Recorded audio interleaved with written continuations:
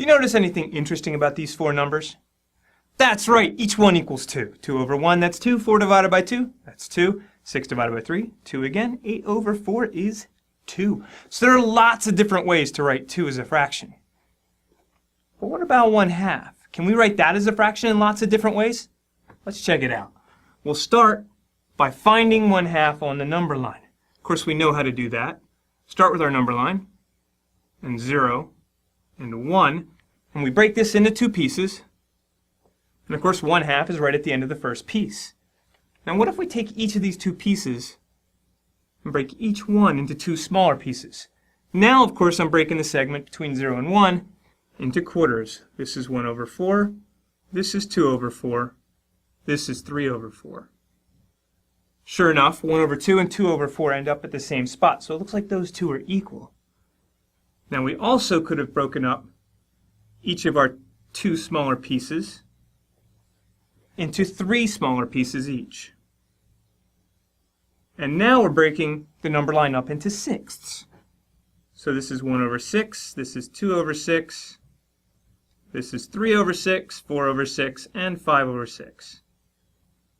And we see that, sure enough, 3 over 6 ends up in the same spot on the number line as 2 over 4 did, and 1 over 2. So it looks like these three are all the same. Now we didn't need the number line to see this. We could have done this with arithmetic. And we do that by taking 1/2 and multiplying it by 1. That's right, so we just multiply it by 1. But not just any one, a very special one. Here's the one we're going to multiply by. We're going to start with 1 over 2, and multiplying it by 1 doesn't change anything. So we can multiply 1/2 by 1, and it'll stay the same value. The one that we're going to multiply by is 2 over 2. 2 over 2, of course, that just equals 1. And we know how to multiply fractions. The top, multiply the top, so we get 1 times 2. Multiply the bottom, so we get 2 times 2. 1 times 2, of course, is 2. 2 times 2 is 4. And sure enough, we see that 1 over 2 equals 2 over 4. Now, when we go in the other direction, we start with 2 over 4. And we write the top is 1 times 2, and the bottom is 2 times 2. What we're doing here is we're taking out the common factor that 2 and 4 have. They have the common factor 2. We separate that into its own fraction. 2 over 2, of course, is 1. That goes away, and we're left with 1/2. When we go in this direction, we say that we're simplifying 2 over 4 as 1 over 2. And when we do that as much as we can, we take out as many common factors as we can, we say that we've written the fraction in simplest form. So 2 over 4 in simplest form is just 1 over 2. Let's try that out with a slightly more complicated fraction. We'll try that out with 36 over 48. See a common factor? Yeah, that's right. They're both even. We've got a common factor of 2. So we can take out a common factor of 2. 36 over 48. We can write the 36 as 18 times 2. And the 48 is 24 times 2. You see our common factors here of 2. We can break that out into a fraction that is just 2 over 2. So we have 18 over 24 times 2 over 2. Again, all this is multiplying fractions.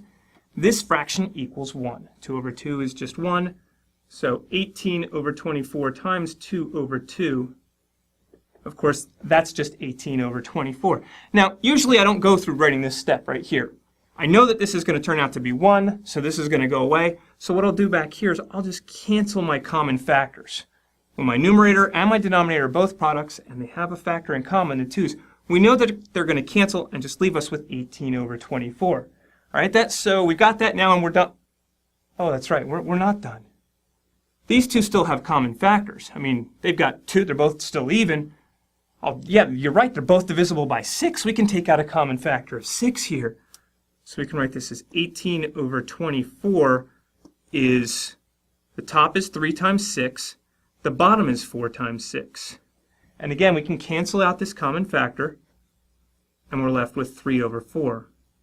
So it's perfectly fine to simplify in 2 steps. Oh, you're right. Yeah, we could have done this in 1 step. We canceled a 2, and then we canceled a 6. We could have done that all in 1 step. We could have just canceled a 12. 36 and 48, they have a common factor of 12. 36 is just 3 times 12. 48 is just 4 times 12. We cancel out the common factor of 12. And we're done.